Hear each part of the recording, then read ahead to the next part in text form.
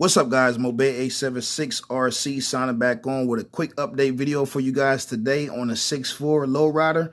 Before I go any further into this video, I want to give a special shout out to my brother Icon RCs. Make sure you guys go check him out on Instagram and YouTube as well. He has great content on both platforms. With that being said, guys, I will be doing a few upgrades today to make this thing look a little bit more realistic than it does already. So one of the major things that I noticed out of the box for the price tag that I did not like about this Impala are the shocks. They're pretty cheap shocks. I definitely think they could have gave us some a little bit more realistic and scale looking. But thanks to Icon RCs, he did a little bit of research and he let me know that Integy actually makes a set of scale realistic looking shocks.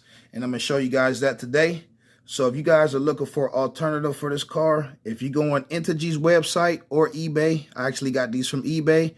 You type in realistic 60mm off-road shocks and these sets right here will pop up. These will mount right up to the 6'4 Lowrider. And check it out, guys. The color is right on point. So I'm going to be installing these today and taking off those plain black cheap looking shocks. And another upgrade that I'll be doing today, guys, is getting rid of the stock plastic dry shaft. And I'll be installing the chrome one. So if anybody is interested in getting rid of their stock dry shaft and you guys are not familiar or sure what size you need, this is a dry shaft from a 1/14 scale crawler. You need a dry shaft that is 60 to 80 millimeters long, and this will slide right in there. So let me go ahead and get everything installed on this, and I'll come back and let you guys check it out. Just want to give you guys a quick side-by-side comparison versus the stock shock and the aftermarket shock. Big difference. But check it out. I'm going to go ahead and compress both shocks just to show you how much better this thing should actually bounce when we install the aftermarket ones.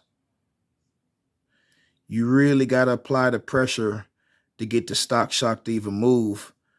And check out that realistic one. It's moving with ease, guys. So we should definitely get a better bounce and more realistic performance out of the Red Cat once we install these shocks.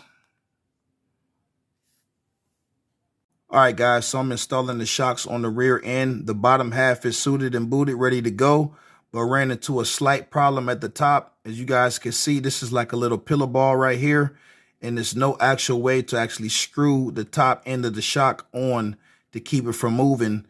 So what I'm going to have to do, guys, is actually take this off.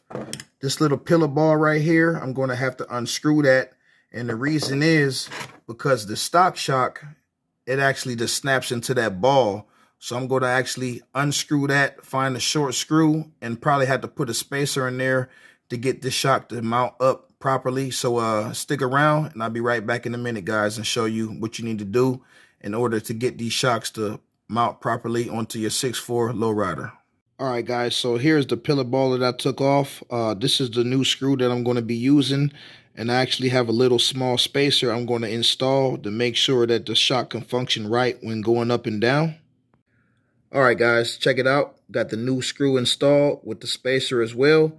We should be good to go now. Just wanted to give you guys a heads up. All right, let me give you guys a quick demonstration just to let you guys see that everything is functioning how it should be. That's just the right size spacer to get this thing to function, and we have all the clearance we need to make it operate right. Got the new dry shaft installed as well. Good to go.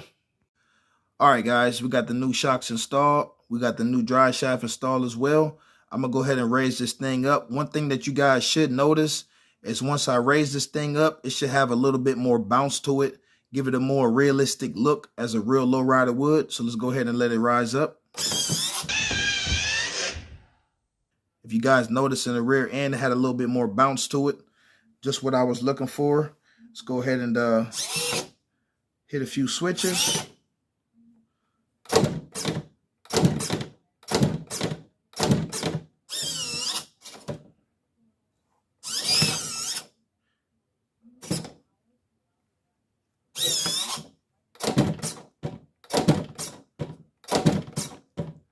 Thing bounces a lot better, guys.